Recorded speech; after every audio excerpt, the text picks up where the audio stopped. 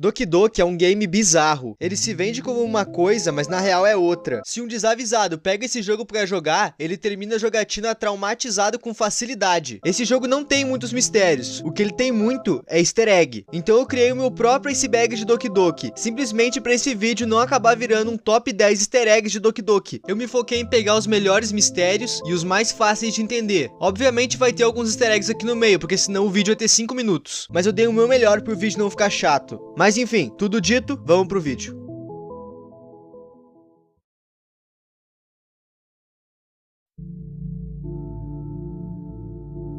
Isso daqui é bem óbvio pra quem conhece o mínimo do game. Doki Doki Literature Club parece só mais uma novel em que o player tem que fazer conquistas. No caso, tu faz as conquistas por meio de texto. Só que ele não é. O que faz esse game se diferenciar dos outros é que ele é extremamente pesado. Ele tem cenas gráficas, ele tem jumpscare, tem tudo que esse tipo de jogo normalmente não tem.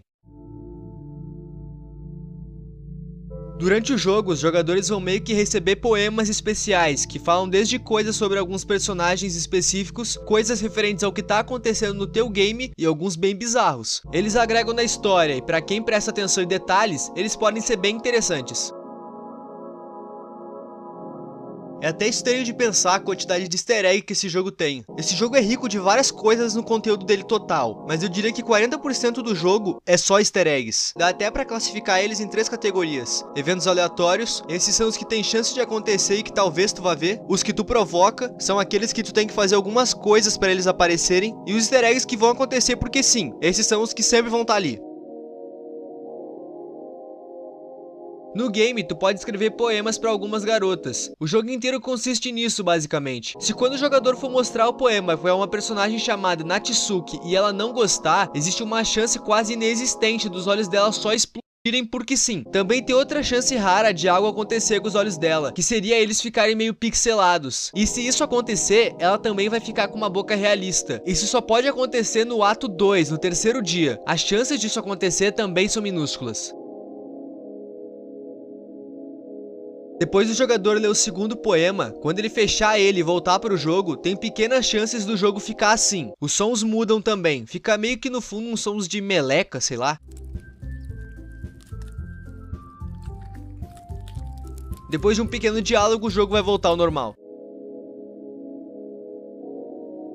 Durante o ato 2 do jogo, quando tu for interagir pela primeira vez com a Yuri, pode acontecer do olho direito dela se afastar do rosto dela. Isso só vai parar até o olho dela sair da tela ou até ela mudar de expressão. O Retrato de Markov é um livro que a personagem Yuri lê no jogo. Ela acaba convencendo o jogador a ler ele durante o percurso dela. Isso tanto no ato 1 quanto no 2. O livro é bem misterioso, e a Yuri descreve ele assim. O livro é sobre uma garota do ensino médio que vai morar com a sua irmã perdida. Elas acabam se tornando alvo de pessoas que fugiram de uma prisão espiritual humana. Enquanto a vida dela tá em perigo, ela precisa escolher em quem confiar. Não importa o que ela faça, ela sempre acaba destruindo a maioria dos seus relacionamentos e assim a sua vida começa a desmoronar. Eu não consigo nem imaginar como é a história desse livro. Se tu quiser se aprofundar, tem o link na descrição, só vai. Esse game tem um artifício de gameplay, eu acho que dá pra chamar assim, em que o player pode excluir as personagens do jogo. Excluindo alguma personagem do jogo, isso vai afetar diferentes coisas na jogatina. Excluindo tal personagem, tal coisa acontece, mas excluindo essa daqui, o jogo literalmente termina no começo. Eu vou citar um pouco mais isso durante o iceberg. No game, a gente agrada garotas através de poemas, e por algumas outras ações também. Essas meninas são Sayori, Yuri, Mônica e Natsuki. Cada uma delas tem o seu arco no jogo. Alguns acabam mais rápidos e os outros se estendem até o final do game. É só isso mesmo.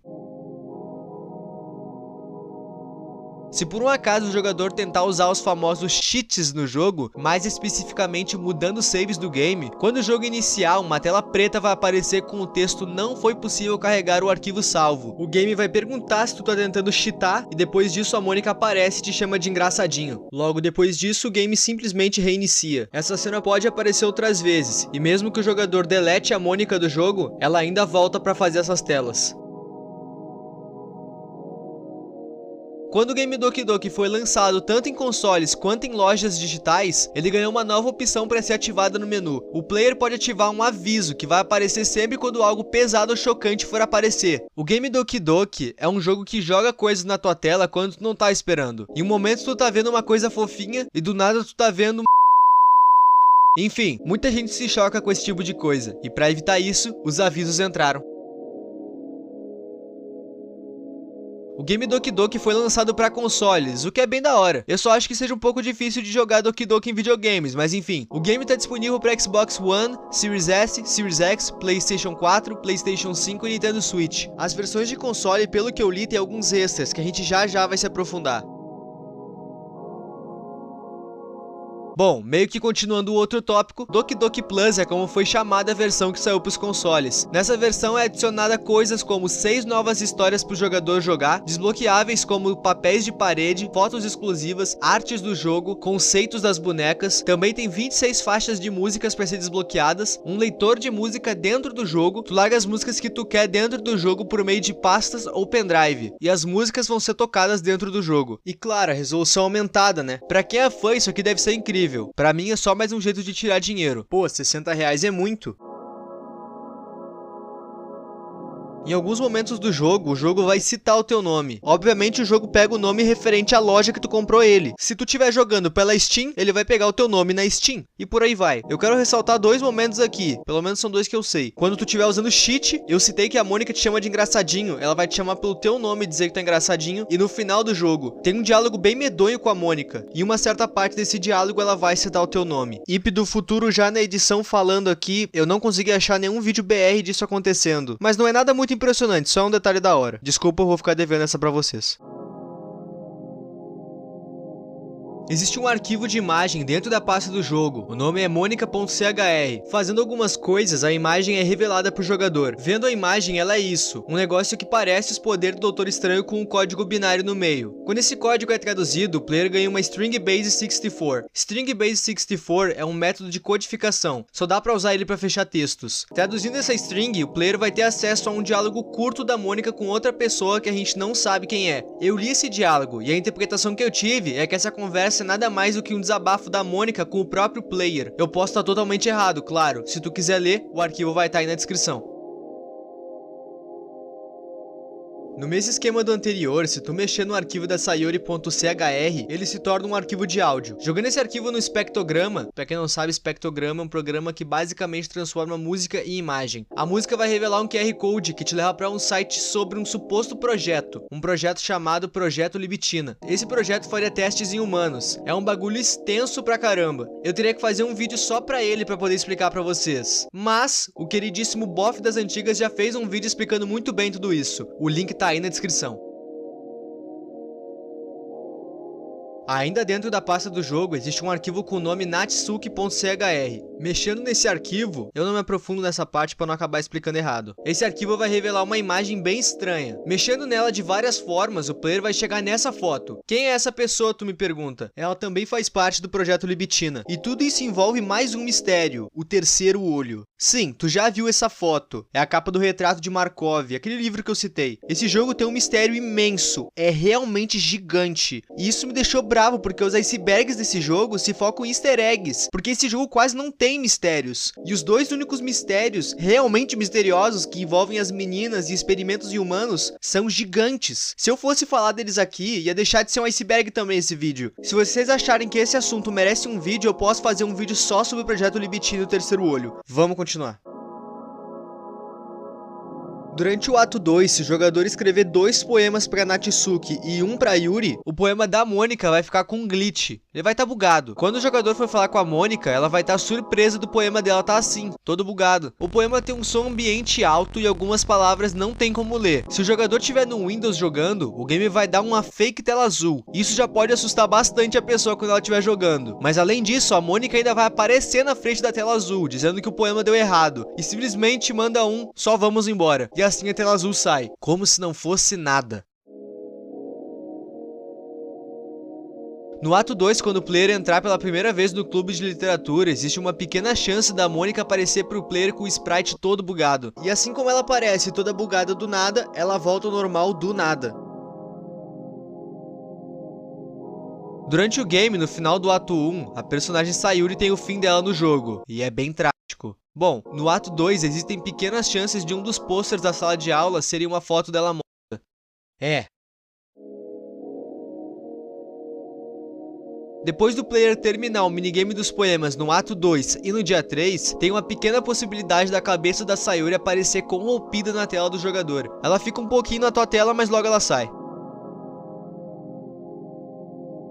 Dentro das pastas do jogo dá pra encontrar coisas lá dentro, só que elas não são utilizadas. Coisas como possíveis cenários, possíveis cenas de diálogo e até mesmo alguns sprites que não aparecem no jogo. Sinceramente, isso aqui parece mais arte de conceito do que sprite não utilizado, mas enfim, tá aí. No final do game, durante o diálogo com a Mônica, se o jogador estiver gravando a conversa, literalmente gravando a tela, a Mônica vai notar e vai te ameaçar. Depois disso, ela vai te dar um jumpscare bizarro. Eu me assustei fazendo a pesquisa, meu.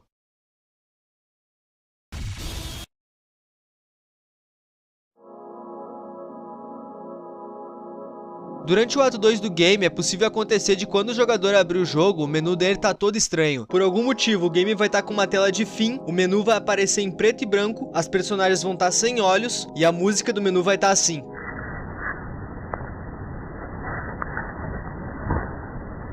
Os botões do menu não vão aparecer, o que vai forçar o jogador a fechar o jogo e abrir ele de novo.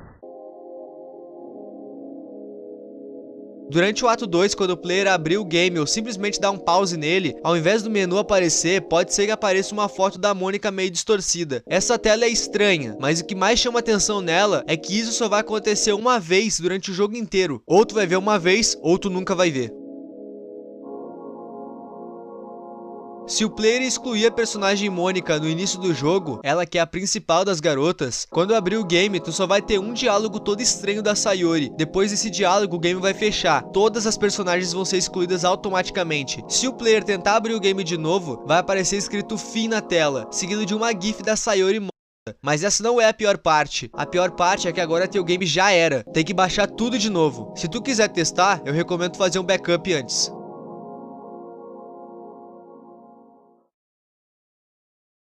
Não tinha como esse iceberg ser longo, porque eu não queria fazer um iceberg dos easter eggs de Doki Doki, sim dos mistérios. Vocês notaram que eu tive que colocar alguns easter eggs no meio e ainda assim o vídeo ficou curto. Também tiveram algumas coisas que eu tive que cortar do vídeo por serem muito pesadas e delicadas. Quando eu citei lá no começo que esse jogo era bem pesado, eu não tava brincando. Ele é muito pesado em algumas partes. E algumas dessas partes eu nem cogitei botar no vídeo porque o YouTube não ia gostar nada. Mas enfim, eu queria muito tratar desse assunto aqui no canal e eu espero que tu tenha gostado desse vídeo. Muito obrigado aos membros e a tu que assistiu até aqui. O meu nome é